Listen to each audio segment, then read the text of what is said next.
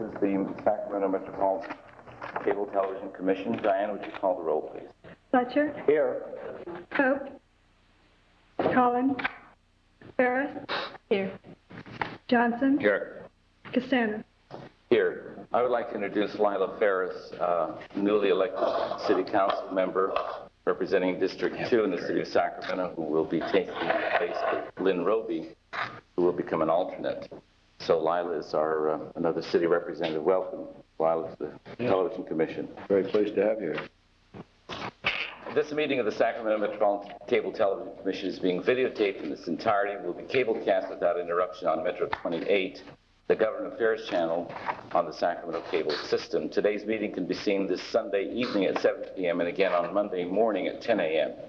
Members of the audience wishing to address the Commission should fill the speaker identification form and give it to the Secretary of the Commission. Please speak into the microphone. When addressing the Commission, state your name for the forms that we ask you to complete. The agenda is before you, Commissioners, and I ask staff to do a report on item 1. Yes, item 1 is a staff status report. There are a few things I would like to mention. I am going to skip over the report concerning Pacific Bell because Mr. Jerry Gruber is here from Pac Bell, and he would like to talk about that issue for just a few moments, and therefore we'll skip over that. You do have a letter from Mr. Dick Davis noticing that the installation rate for the $2 basic rate has risen to now $75, about 150% increase. They do have the right to do that, by the way. In addition to that, we have been meeting with the grantees over the grantee contracts and then looking at the prospects of next year in their budgets.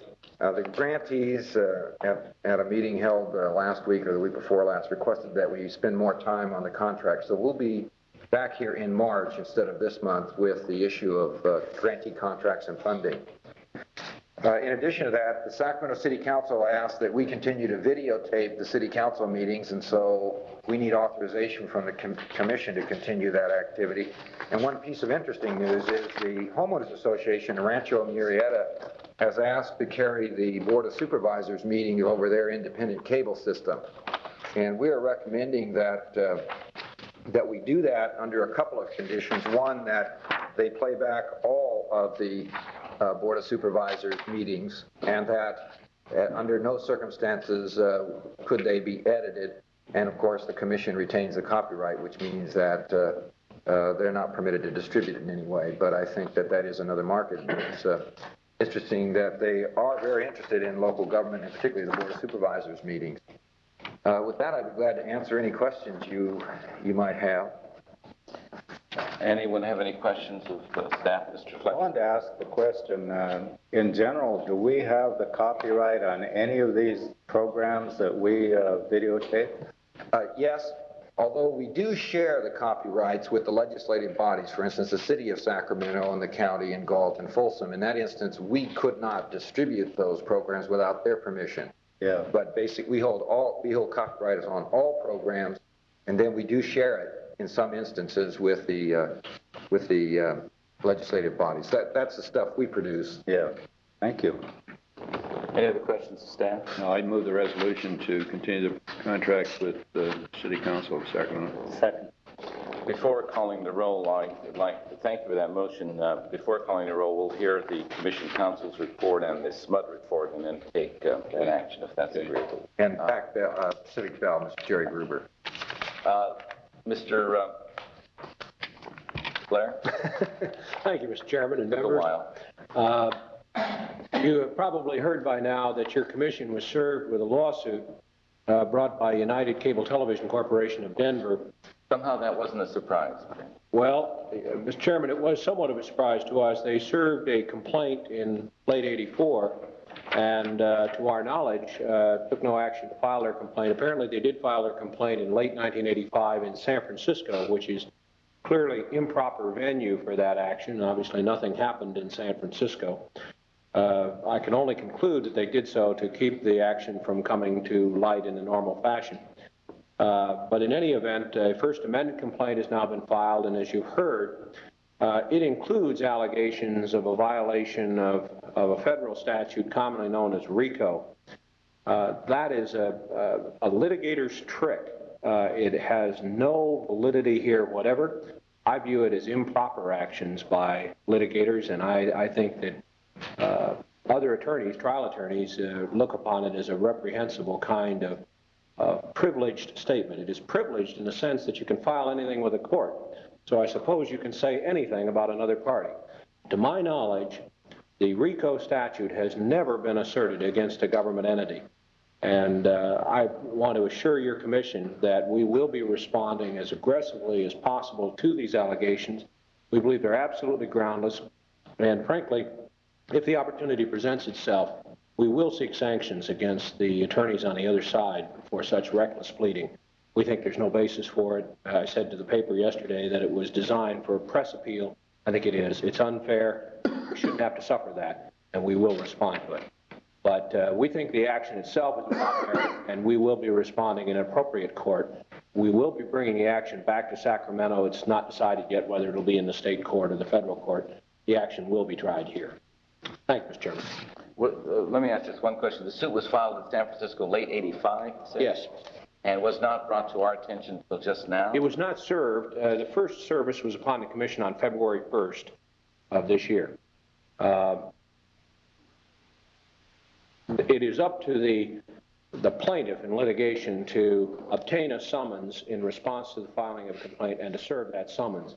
But that duty falls to the plaintiff. The court does not serve summons automatically, and in this case, the plaintiff, for reasons best known to themselves, chose not to serve that complaint for some time. I would indicate that, according to the court records, Mr. Farrow and his firm filed the complaint in 1985 and remained the attorneys of record until January 28 of this year, in which case the Los Angeles firm of Sidley and Austin was substituted in as attorneys of record, and they promptly served the action, filed the amended complaint, and served the action. So throughout the period of inactivity, Mr. Farrow was counsel of record for the plaintiff. Could I? Yes. Does this relate to current topics, or is this relating back to the first round of bid? Well, in civil pleading, Mr. Fletcher, it's sometimes difficult to ascertain. We think the pleading is defective, among other things, on the ground of vagueness. It's difficult to determine what they had in mind. The first two causes of action assert contractual causes of action arising apparently out of the franchising process. But later causes of action, including the fifth cause of action, the RICO cause of action, the fourth is a First Amendment cause, these appear to simply reflect piggybacking, if you will, upon the PacWest verdicts of last spring and summer. So probably, I guess the answer to your question would be the plaintiff probably intended some amalgamation of all of those things. Thank you. Any other questions, counsel? Mr. Chairman, I want to make clear I'm going to have to leave. I have to be in court on your behalf in 10 minutes, and I don't want the commission to take any offense. I'm only leaving because the judge orders me to. We're happy to see you go. That's fine, Brent. Thank you. Thank you, Mr. Chairman. Item C is a SMUD report. Dave, I have your request to speak. Good afternoon. I'm Dave Brown, manager of SMUD's Distribution Planning Department. And it's a real pleasure for me to come down this afternoon and give you a status report on the SMUD CATV project. And I hope you have a copy of our project report in front of you. The reason for the pleasure this afternoon would be that we're filling in all the blanks. And bubbles are filled almost. They're filling up, that's right. And just as a quick review, the first one, the first green column would be the engineering that was required for us to complete the SMUD work for this project. And that was completed in the fall, September and October period, right on schedule. I guess I thought I had a copy of this. I had it. It's right here, Toby. Did you have one? No. Thanks. The second bubble would be the construction required to accommodate cable construction on our poles. And you'll notice that that's been recently completed too. There are going to be some modifications that continue throughout the project, and those are called AAPs. There's a definition on the front. There will be continuing engineering and construction here for the next few months, we feel. But basically, it's complete. And then the last bubble, the pink one, the other two are kind of interim status reports on the construction of CATV itself. And then the last bubble would be when we grant a permit that everything's complete.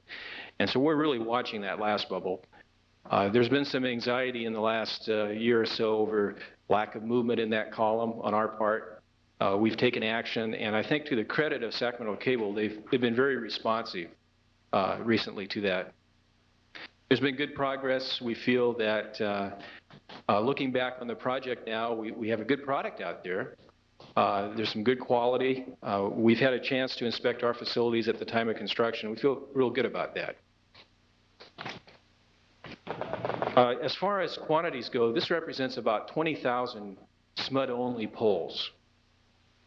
And at the same time, we have approximately 60 to 70,000 poles that we're joint on with various telephone companies, mainly Pac Bell. And so there's been quite a bit of work in this area. I would like to, reemphasize that we're looking back at the project. We're looking forward to completing the permit process in the next few months, and we feel very good about it. We would like to give some credit to Sacramento Cable for putting resources on doing a good job in cleaning up infractions. They've been responsive, and I think you should know that. And then just a word or two on the undergrounding part of the project. As we go ahead and get the overhead facilities in, we're also concerned with establishing a working relationship with not only Sacramento Cable, but other cable companies, and making sure that we coordinate our efforts to put in new facilities in the newly expanding areas of Sacramento. And in 1987, we engineered jointly over 135 subdivisions, which represents over 7,000 lots of new subdivision lots for cable TV construction. I think that should be duly noted too. That's joint trenching, isn't it? That's correct. And this is joint not only with SMUD, but we're full parties with the telephone companies involved, here again mainly Pacific Bell, and PG&E for the gas. So we seem to be working well together, and we're looking forward to having this project completed. Very good. Any questions of Brown? Good. Very good. Thank you very much, Dave. Thank you. If we could now move to Pacific Bell's request to speak. Jerry, Dave? Slight correction. The name is Grubin, Jerry Grubin. I'm an engineering manager with Pacific Bell. The problems that were outlined in agenda item number 1, I'm happy to report that we have reached an agreement with Cable Americal to have these violations corrected. It's an agreement we can live with, and we feel that by next commission meeting that we'll be able to report to you that these are all corrected.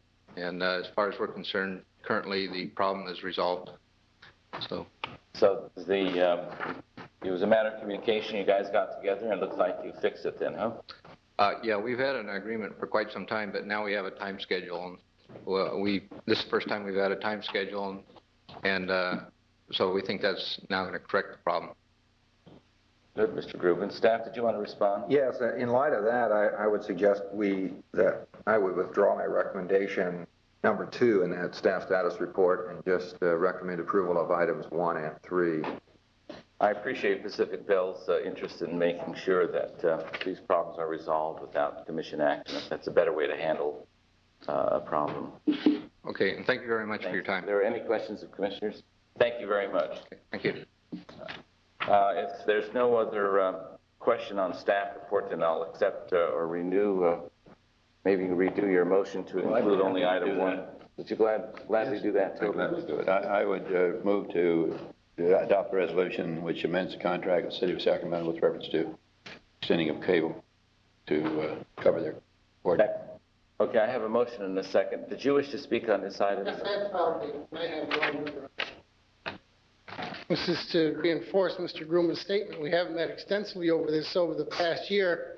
We both acknowledge that a dispute exists between the two companies and has resulted in some litigation.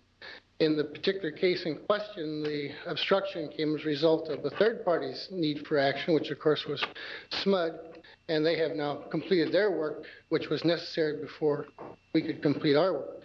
And we were delivered notice on Tuesday by SMUD to the effect that they had completed their make-ready work so that we could move. That's been the delay all along. As Mr. Brown stated, SMUD's been a very busy company. This involved 4 poles, and we can understand the delay in this, but they have now completed the work, and we can proceed. The engineers and contractors did the walkout yesterday that is necessary for prior to construction, and Pac-Bell needs 48 hours notice prior to the onset of construction. And as long as Mr. Groove and Mr. Roscoe are here, this will serve as their notice that we're going to start on Monday. Good, okay. Sounds like you guys are taking care of it, and thanks, Mr. Ling. Yeah, I have a motion and a second to adopt the resolution amending agreement with City of Sacramento to extend a contract for cablecast council meetings. Call the roll, Diane, please. Fletcher. Yes. Ferris. Aye. Johnson. Yes. Costanza. Aye. Okay, item 2 is cable company status report. We'll hear from Brian.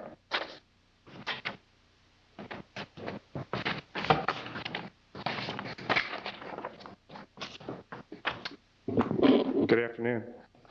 Just a quick update on the system status, and along with Dave's optimistic report, I'm pleased to announce that all cable construction will be substantially completed by the end of this month. Cable construction being stranded and the actual cable placed. Along with that, with the next 3 or 4 months, we should be substantially complete as far as marketing and installing subscribers for the initial pass of the system. So we moved right along, and we're way ahead schedule. Along with that, our ending subscriber count for January was 97,138. Our SMATHY operations are 13,106. What was the second figure? SMATHY operations are SMATHY, okay. SMA TV operations, and total served by the system by Sacramento Cable is 110,244, which represents approximately about a 49% penetration rate for the system. So we're pleased with that, and everything is going along as smoothly as possible. And will you anticipate completion when? And is it in As far as the marketing is concerned? Yeah, right. First pass marketing probably by June or July of this year. Okay. Any questions of Sacramento Cable from the commissioner? No questions. Staff, any questions at all? No. Thank you very much. Thank you. Cable America, I do have a request. Mr. Ling, did you wish to make any other comments? Hearing none from Mr. Ling. Is there someone in the audience representing Pacific West? Hearing none, I'll entertain a motion to receive and file the Sacramento Cable Television report. Move to receive and file. Moved by Johnson, second by Fletcher. Diane, call the roll, please. Fletcher. Yes. Ferris. Aye. Johnson. Yes. Costanza. Aye. Going on to item 3, the status of vendors and contractors. Yes, at the last meeting, Commissioner Fletcher asked to see the status of all current contracts that were approved in the budget last July, and then also to receive our recommendations regarding a renewal of those contracts. And item 3 does list them all. We are recommending that some contracts not be renewed at all and others be reduced. Hammond Edison, we are suggesting, be reduced to $10,000. That does reflect the level of inspection that we believe is appropriate under the licensing ordinance, which SCT will now be held to, along with all other licensees. And, of course, the hearing officer, Tusharoff's prevailing wage rate will not be renewed. We are recommending that the contract with Johnny Biggers, which is the contract we use to cablecast City of Galt, be renewed and extended through June 30th of this year. And I'd be glad to respond to any questions. All other contracts and amounts are articulated in the staff report. Any specific questions of staff? No questions. I'd like to ask one. All right, Mr. Is Fletcher. that portion of our contract still intact wherein we test system for quality and delivery of image and so on? Yes, we have the right to test the system. It has changed slightly. in that we need to get volunteer subscribers, which I can tell you is no problem because of our complaint system. But we need to get subscribers who will volunteer to allow us to test the signal at their tap inside their home. And that way we get an independent test of any one of the licensees. And that is the way we recommend that we approach this. That's why this sum is in here. Yes, that's why it's in there. And in discussing the matter with various complaints, it will not be a problem getting access to people's homes to do the tests. And we will not need the services of Touche Roche then during this year, you don't think? No, they principally did the prevailing wage rate study at about $19,000. As you know, that has been removed from the franchise if this settlement is approved by the federal judge. And then from time to time we use them for financial work, but those are always brought to you for your specific approvals. They're not normally budgeted. So. And these contracts and their amounts are then a part of the budget in terms of item 4 on the agenda? Yes, right. Okay. I do have a request for a speaker on item 3. Dr. Reed, did you want to speak on item 3 or 4? 3?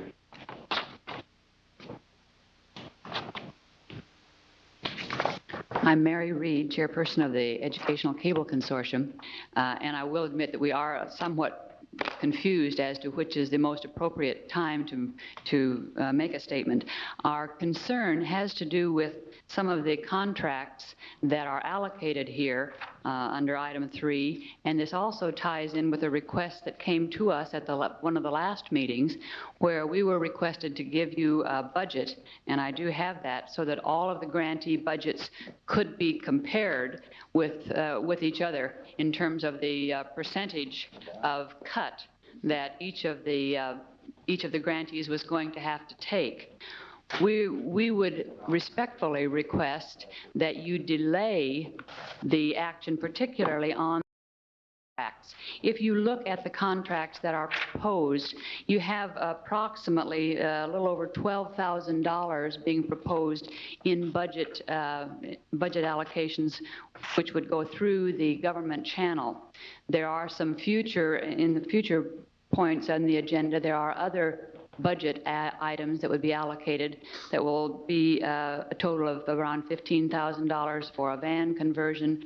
Last meeting, you made an allocation of an additional $15,000 for in-kind staffing, and you may remember our concerns about our loss of in-kind staffing.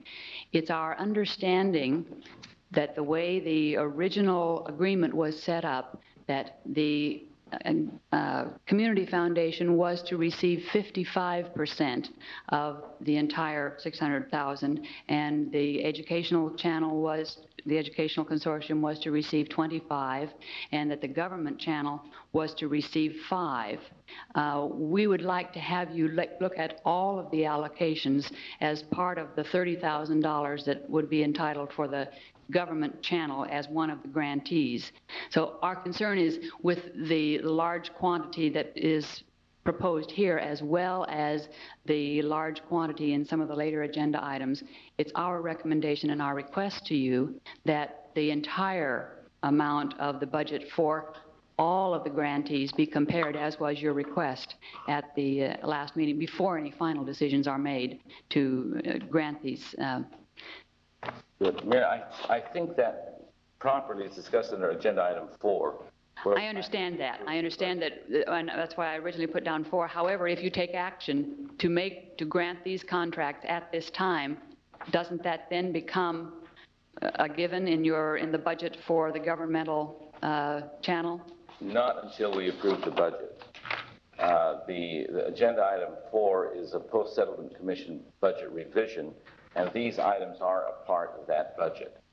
I see. So they're part of that. The contracts have to be awarded first, and then we allocate the money to do that. If the allocation isn't there under item 4, then naturally action on item 3 would not hold because there's no money to do it. That was our concern. Just the authorization to issue the contracts, I think, on item 3. Please forgive me for coming up at the wrong That's time. right. As you can see, I was trying to decide the most appropriate time to express our concern. Am I correct, Mr. Yes, Smith? absolutely. I mean, obviously, your approval of these contracts is subject to the appropriation of money or the authorization to expend. If there are no other questions, Commissioners, I'll entertain a motion on item 3, which is a resolution authorizing the chairperson to execute the amended contract with John Vickers Video Production. I move that we grant this resolution. Motion Fletcher, do I have a second? Second. Ferris. Diane, would you call the roll? Fletcher, Yes. Ferris, Yes. Johnson, Yes. Castanes, Aye. Hope, Yes. Moving on into item 4 is the Post-Settlement Commission budget revision. And Yeah. we have a copy of that. Bob? Yes, you did ask that the commission budget be brought forward in February as well as the grantee budget. The grantees, of course, wanted to wait until March because of our contract negotiations, and quite frankly, I felt that it was more appropriate that we try to give you our best sense of the commission's budget, which in fairness to the grantees, they ought to know in advance of the March meeting, and that's why it's here today.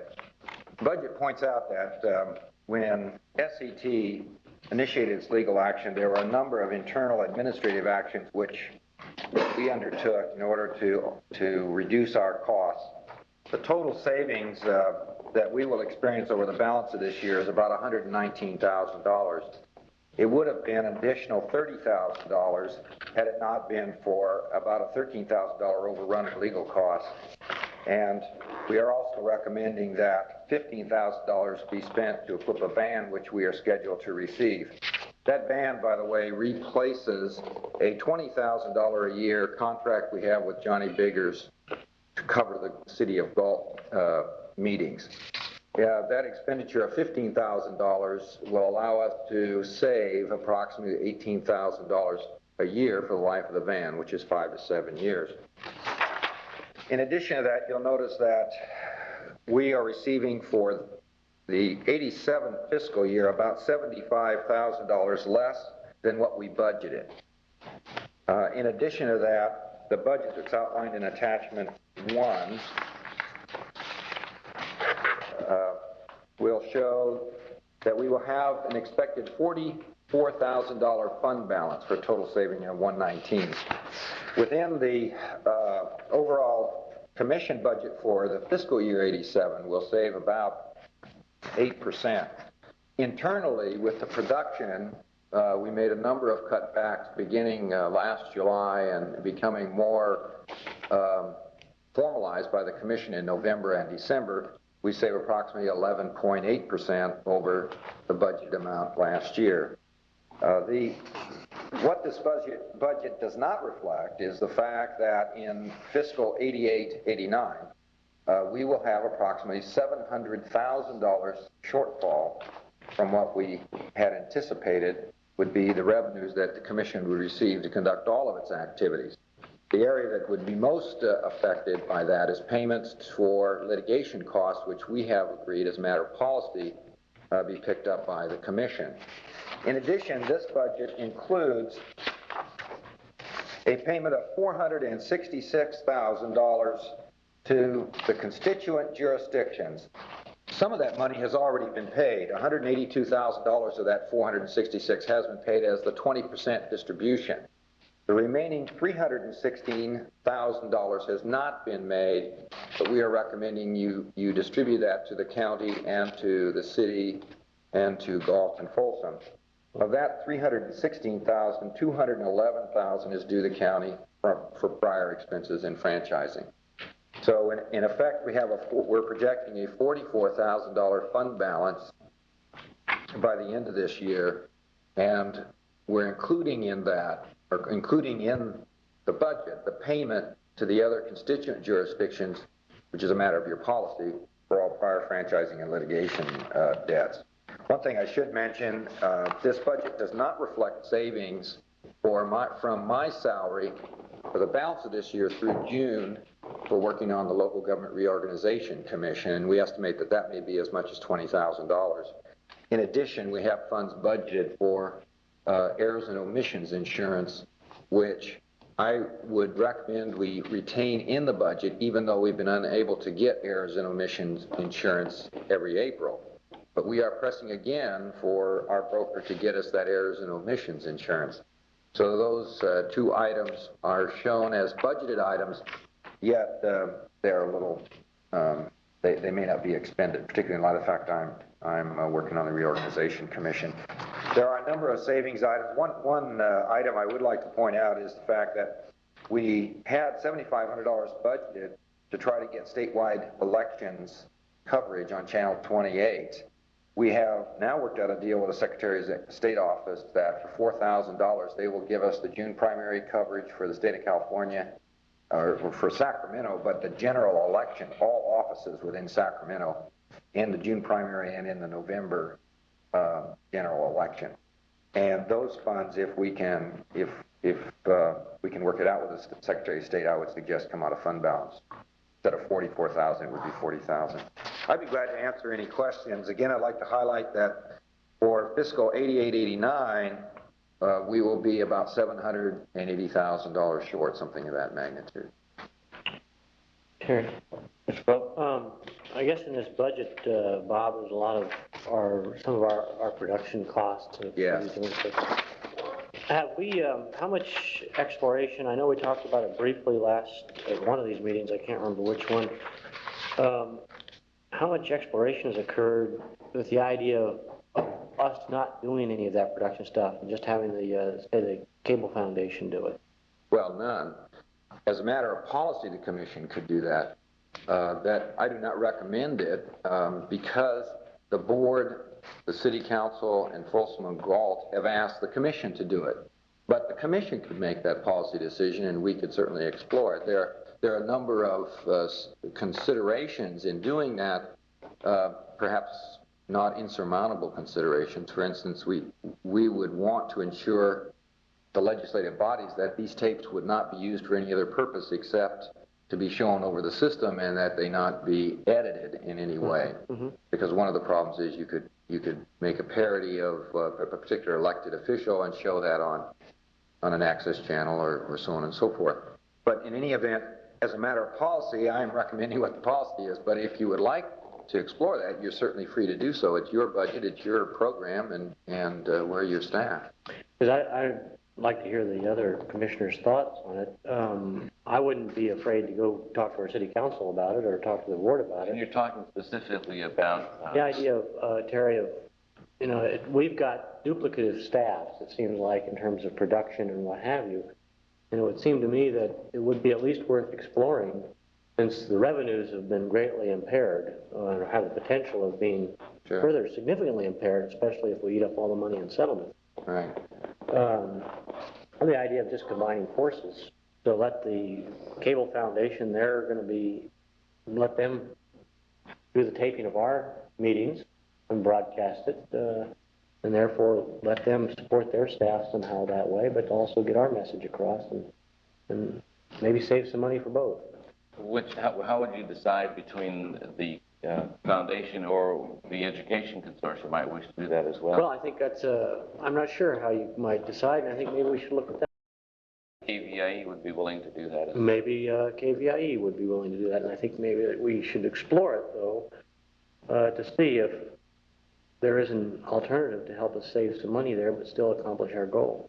I'd support that. I think, if we can find better utilization of money and personnel, we should do it. There's nothing wrong with consolidating some of those services if that can happen. What's the starting point? How would you suggest this? Oh, we get a report. Exploration begins. Well, we'd have to direct staff, I imagine, to. To give us, I just direct staff to look into it and give us some type of a work plan. Feasibility. I guess just give us a schedule, a plan of how we might tackle the research in that. Look at the feasibility of it. Yeah. Come back. I think it's a good idea. Let me ask another question before we pursue that, Bob. We've heard from the Education Consortium just a moment ago about their budget, and that has just been given to us. We've already had the foundation's budget given to us. When will you be taking their budgets and comparing it with the Commission's budget and adopting what their contracts will be like? Is that planned for the March meeting or? The March meeting, that's correct. Have you had an opportunity to look at Sacramento Education Cable Foundation's or Consortium's budget? I personally have not had much of it. I have looked at it, but I haven't really had an opportunity to analyze it. I would estimate what I call their budget, they're looking at about a $43,000 request for additional money over what is represented by the $600,000 allocation. I'm sure Mary can correct me if I'm incorrect in that. And I think the foundation is looking at approximately a $77,000 additional amount over and above what would be allocated by the $600,000. And as a matter of equities, both KXPR and KVIE have been pulling with us over this difficult period with the settlement, but they should be included in any allocation if the commission were to decide to allocate additional funds. In looking for money, you indicated that there is $466,000 Yeah. back to the jurisdictions. Yeah. And that $182,000 has already been paid back. Yeah. What kind of a commitment do we have for the remaining $316,000? Could that be delayed? Is that our policy? It is strictly the commission's policy. It would be, what's interesting to note about that is that is a sole decision on the part of the commission itself. It has agreed to do that. You make that decision. If on the other hand, you're talking about doing cable casting by another entity, that decision cannot be made solely by the commission. It could decide not to do it, but then it's got to get a concurrence from all of the constituent jurisdictions, one, with the alternative, and then two, the whole issue of terminating a contract. It is much more difficult to cease our cable casting of golf, for instance, than it is to make a policy decision on the allocation of money which involves your sole discretion. That does not mean, however, that we should not explore whatever the commission, as you know, I have no problem exploring anything you want to explore. So in terms of getting us over the financial hurdle, then, the quickest way to remedy the problem would be to possibly use some of these monies and help the grantees over this period, and at the same time take a look at Mr. Pope's suggestion in terms of consolidating some of these playback functions. Can we do both of those at the same time? Yeah, well, the commission can do anything it wants. I think there's going to be a lot more difficulty in getting a concurrence out of all the constituent jurisdictions to have somebody else come in and tape those meetings because of their concern about the use of the subsequent tapes. But if we were to select an amount of $200,000 and instead of paying back $316, pay only back $116,000, and take $200,000 and ask you to see how that could be dispersed to the grantees to bring them to the 1987 level. The calendar year 87. The calendar year 87. Sure. What would could you get that to us by next meeting to see what that would do? Right. And at the same time analyze the budget that we have received from the Education Consortium, as well as the foundations, and how that would impact what their contracts are going to be for next year. Yeah. Could you do that by next time? Yes. I would assume under that you're talking about the same formula for the distribution of these additional monies as is currently distributed under the old contracts with SCT. That is that everybody's going to get the same share. That's correct. As I remember, the foundation was 55%. Yeah, it turns out to be a little bit greater than that, but that's correct. And the Education Consortium was 25, right. and so on. Commission, yeah. Our budget was what, 8% for programming? It was 5. 5? Right. Although for the purpose of this additional money, I would recommend that we not be included in that $200,000 since first of all, we have made our cutbacks. I do not recommend that we add anything on at this point. And because of the tightness of the money, I would suggest that we look at just the grantees and not additional allocation to us. Commissioners, I don't know what harm we would do by asking our jurisdictions to wait just a little bit longer with this payback. It's a commitment we've made to pay back our jurisdictions the money they did advance, knowing full well that we're waiting and waiting for this litigation to settle. I don't see why our jurisdictions can't wait for that settlement and not penalize the grantees who've had substantial cutbacks because of the litigation. Well, I think they'll have to respond for themselves, but I see no problem delaying it a month and letting Bob give the report that you're asking for. That gives us some. There isn't any harm in delaying it. However, I think there's one aspect that has to be clarified on a permanent basis, and that is whether these funds that we're talking about right now are encumbered in the sense that they belong to the jurisdictions that we represent. And it's not free money. I hear the term payback, which seems to me that we owe it. Is that correct? It is money principally for expenditures already made by the jurisdictions, either for legal costs or some prior expenditure. The bill's already been paid. But as a matter of policy, the Commission went on record and said that we will pay back all expenditures that the jurisdictions have been made. So the bills have all been paid, and every year we try to dip into our budget to make a reimbursement to them. So it isn't as if they have made expenditures from their budget expecting a reimbursement from this budget. If I'm not. I think we have to be clear on that point, because this money isn't going to come back to us to pay back at some Yeah, future time. that's true. And then there will be another year where we're in the same dilemma. Yeah. So with staff being able to analyze all those factors, we'll get the correct answers in March. Right. I think I gather a sense that the Commission would like you, Bob, to take a look at that and see if that can be worked out, and build that in as part of the budget and see if we can do that without handicapping some of the operations, as Mr. Fletcher indicated, these other jurisdictions. And that would give us more information. Yeah, and that would give us more information, too, in terms of how to handle the grantees' budgets. Yeah, okay. And that would be discussed with the respective jurisdictions we're speaking of, right? Yes. I think it should be. Yeah. The budget that's a different question, Bob. The budget that you have before us regarding the Commission, on the last page where you indicate the 8%, are all of these items, are they programming expenses, or are they commission expenses, or are they mixed together? Well, there's some of them are commission administrative expenses which have not been made and could not be restored now. For instance, the engineering, we ceased doing a lot of engineering work when we thought we were going into the wind down plan last November and terminated the contracts. But if you look on page 4, the specific programming reductions are outlined on that page as they relate to the programming unit of the Commission's operation. Much of those activities could not be restored now in any event. And we found other alternatives. For instance, the $7,500 shown there, which is a very large expenditure, was to try to get statewide coverage of the Sacramento election in June and November, and we found a way to do that at less cost and directly with the Secretary of State's office. So while we could restore that, it's not a cost-effective expenditure at that point.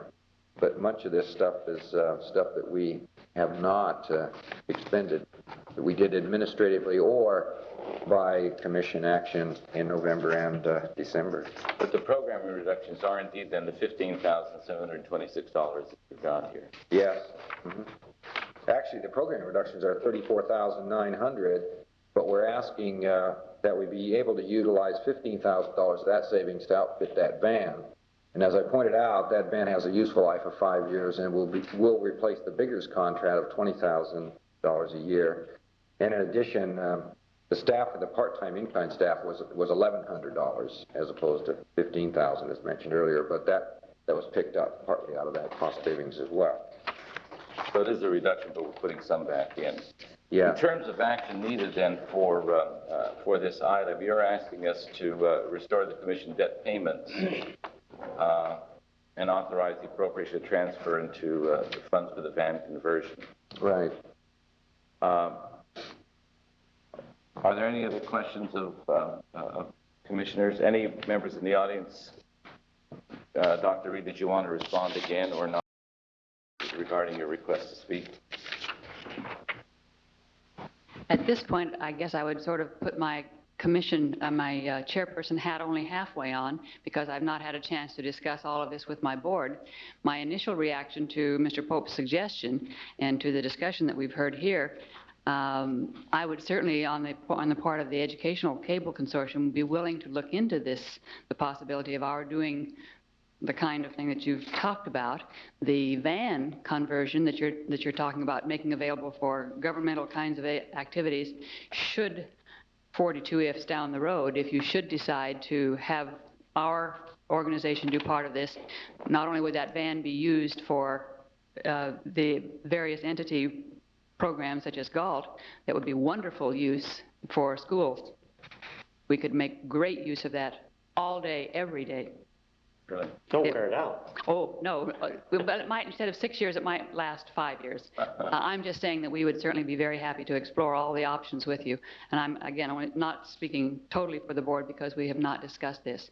But your discussion offers us great hope today. Thank you. Thank you very much. Is there any objection to the commissioners to having staff take a look at the potential of delaying a $200,000 payback to the jurisdictions with the intent of seeing how it can be applied for the grantee's deficit? No problem. If there's no problem with that, I'll entertain a motion for item 4 and including that possible suggestion. Well, I would as well as the suggestion you made, Mr. Pope, regarding have consolidating. staff report back with an outline of a work program of how to look into it. And That would be the next board meeting in March. Yeah, right. Okay, any other questions? Okay, I would so move. I have a motion by Pope, second by Fletcher, then to restore the commission debt payments, resolution, the van conversion, and 2 additional items. That was to take a look at the $200,000 possible reduction in payback to the jurisdictions, the intent of placing it into the grantees, and the potential of consolidating some of the programming facilities among the grantees. Just to clarify that, I'm hearing 2 separate things, and just so I understand, as I understand from Councilman Pope, you want to report back as to what the processes would be to look at, to initiate a study which would determine, as opposed to what is the feasibility. Yeah, I don't think, that's a good point, Bob. I don't think the staff can, within a month, determine what the feasibility is, because they're going to have to talk to the grantees, look at our budget. I'll take a look at that process. Just outline a process of how we can go about studying it. Is that clear, Mr. Smith? Yes. Diane, would you call the roll, please? Fletcher? Yes. Pope? Aye. Harris? Aye. Johnson? Yes. Costanza? Aye. Okay, item 5 is a request for opposition to Assembly Bill 2802, cable television fees. You have a statement? Yes, this is a perennial bill in which some of the state legislatures are assisting cable companies in being relieved of some of the various fees that they have to pay to local government. This one would restrict the amount of possessory interest tax, which is basically property taxes that cable companies have to pay for the use of the rights-of-way, to be not more than the 5%, the amount that's represented by 5% of the franchise fees. In Sacramento, it's estimated that Sacramento Cable will have to pay approximately $1.3 million in possessory interest tax, which is about the same amount that they would have to pay in franchise fees if we did charge it. It is, in effect, a 50% reduction in taxes to all its constituent jurisdictions, and we're recommending that you go on record opposing it and that we notify the legislative advocate of the county as well as the CSAC. And City has one too now. yeah. Also, thank you, Doug. Yeah, definitely I would so move that staff. manual. I have a motion by Pope, second by Ferris. Any questions, staff? We don't have a very good reputation over there anyway, right, Randy, from the last time we were over at the state legislature, so this won't hurt us at all. Call the roll, Diane. Fletcher? Yes. Pope? Yes.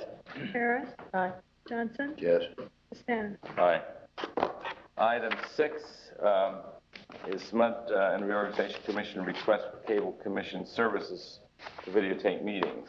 Yes, we've had 2 requests actually three, one from Regional Transit, one from the SMUD Board to cover a program that some public hearings they have on a program called Quest, and then a request from the Local Government Reorganization Commission to cablecast these various important matters to make sure that the public has an opportunity to view them.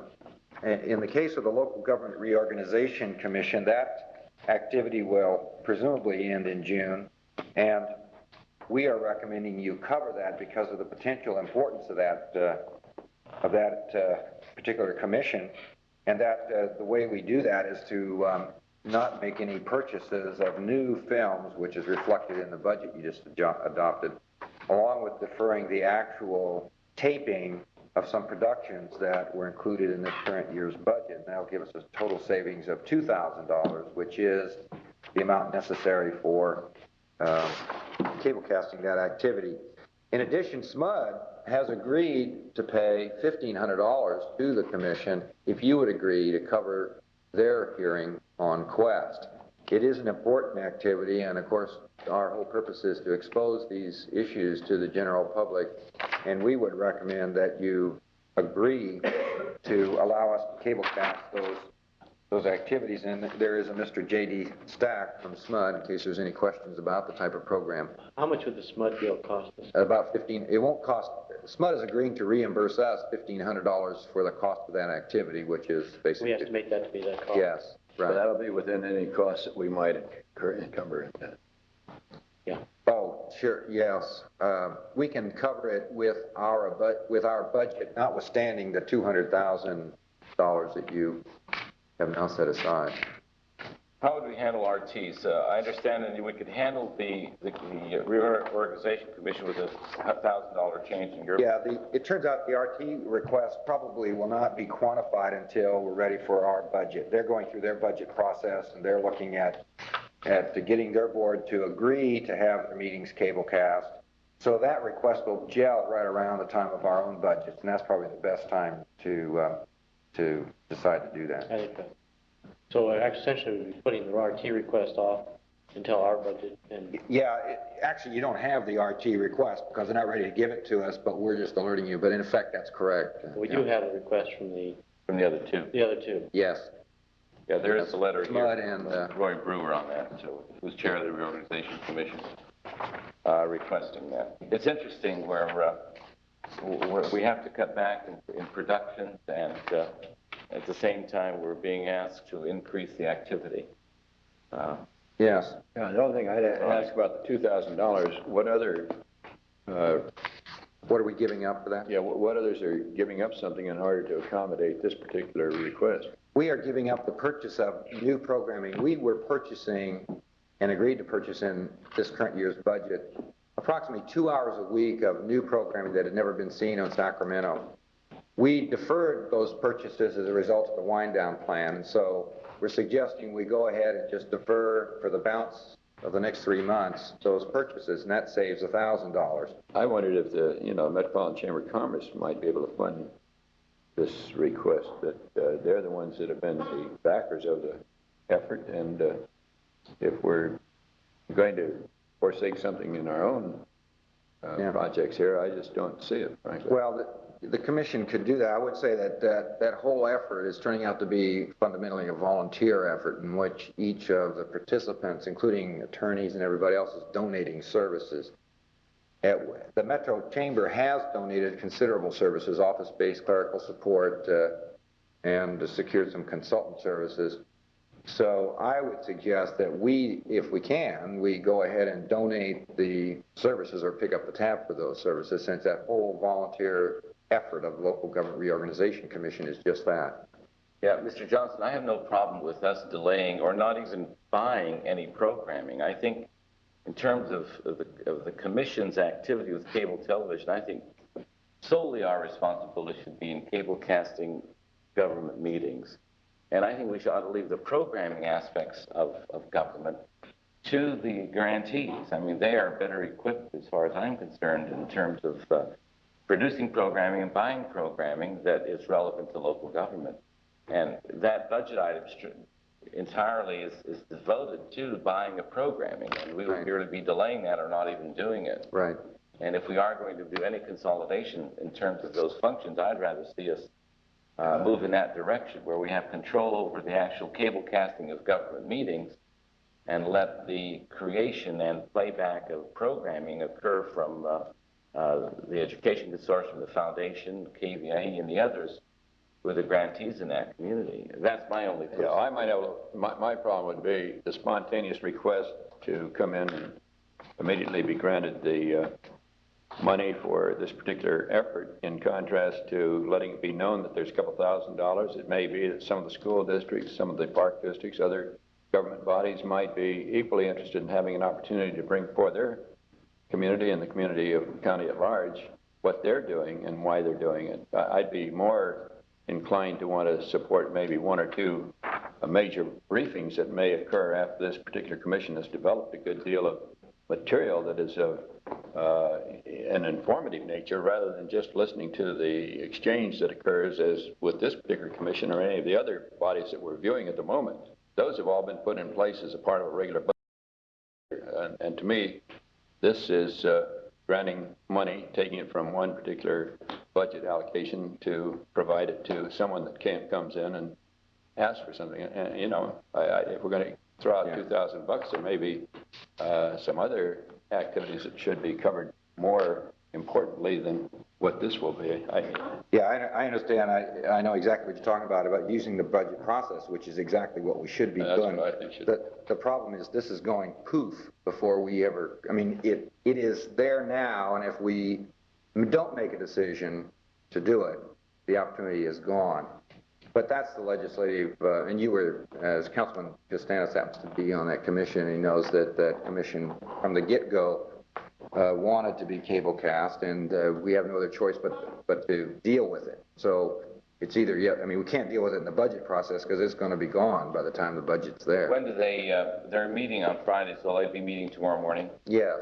If we authorize the change in this budget to accommodate that, would you be prepared to do that tomorrow morning? Yes. Okay, there's no delay in making a decision, then, is there? First meeting is tonight, isn't it? One of those. No, it's at tomorrow at, oh, the SMUD meeting was supposed to be tonight, but I believe it got postponed, Mr. Oh, it is tonight. We're ready to go tonight? Well, SMUD I see no problem with, Yeah. they're financing the thing. What about if we went back and had the city and the county kick in that money for the cable cast? I think Toby makes a good point, I think. Trying to find some money to pay for this. Yeah, I think you're right, that, you know, maybe it ought to be something provided by the city and county. They're the ones which have endorsed this particular effort, and they have responded to earlier entreaties from the... Let's take it out of that payback. Well, And that's virtually doing the same thing. but since we have it, say they're meeting tomorrow, Yeah. that's the urgency of it. Can we give it a partial approval and at least to get Well, there's rolling, no- and let us make an inquiry of the How about it? city and county? Let's see, There is no, yeah, excuse me, Bob, there's a cost of $2,000. right. $1,000, you're suggesting that we defer programming acquisition, therefore the shortfall that we're looking at is $1,000. Well, there is no shortfall because I'm recommending that we defer the actual productions of programming that we're working on now, which we really wouldn't be able to do anyway until... So it's already covered in the budget. It is covered in the budget. That's not a problem. It's really a policy question as to, and If we want to It's a policy manipulate the question budget. whether you want to immediately do this without any opportunity for public yeah, input and I understand, consideration. and Right. yeah, you're right, and I certainly don't disagree with you that that's the normal way you deal with these, I think it's a proper way to deal with it. Yes, the question I think from an administrative point of view is that by properly doing it, you would have by default not made it possible to cable cast it and thereby eliminated a policy decision to be made by this commission. If it would have been deferred to the budget process, you would have not had the opportunity to make the policy decision. That's why it's here. Well, I want to say this about it. We go through a process of cutting our expenditures for budget, then I don't see adding something new at this late moment, which puts a demand on the budget we've just cut. So if we can work it out that it doesn't do that, I'm in favor of it. Doesn't Channel 6 have money for public programs that they could provide coverage of that as a part of their ongoing? Well, as a matter of fact, the media, if local government commission were to do some significant things with respect to this community and reorganization, we would not have any difficulty with the media covering it.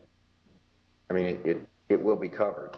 So it's whether Channel 6 comes in and does it or somebody else, I mean, it will get media coverage. The issue is whether it is covered on the cable system in some regular basis. That's what the commission asked at its very first January 8th meeting.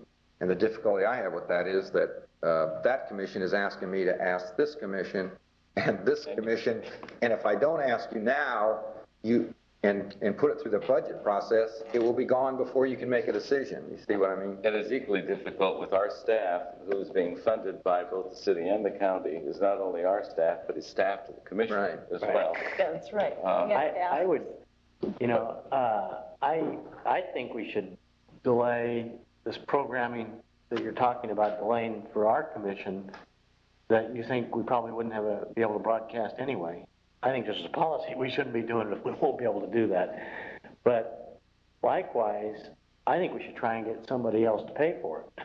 That's what I would think. Just like Smud paid for it, it seems to me. Yeah, and so I'm prepared to say to Bob that we could cover it, but only on condition that we go find some other sources to reimburse our cost.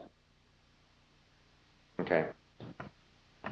Is that agreeable? Okay, then apparently I have a motion then for item 6, and that's to do all three, amend our schedule, work Not all three. with SMUD, and all 3 items. I think we aren't doing RT yet. We're not doing No, forgive me, I'm talking to item 6. Oh. And there are 3 items, 3 resolutions. One's an agreement. Oh, I got you. Right, one's Two agreements. 2 are agreements, and 1 is to modify Metro Cable 28, with the provision that staff try and find some way for that other $1,000 to come back. But 1,000 or 2. Well, it'd be 2, and as I understand what Councilman Pope is suggesting, we actually would not do anything unless we could find a way to reimburse. That's the way I understood it. Yeah. That's the way I've done And it. I'll second that motion, with the understanding that funding will be entirely separate from any budgeted money we have. Okay, any other questions of the commission? Or are we clear on what, do you have those directions, Mr. Smith? Yeah. Right. Okay, call the roll. Call the roll, Diane. Fletcher, Yes. Pope, Yes. Harris. Aye. Johnson, Yes. Costanza. Aye. Item 7 on the agenda is continued from the December meeting. And We're recommending you drop them. Want to do what?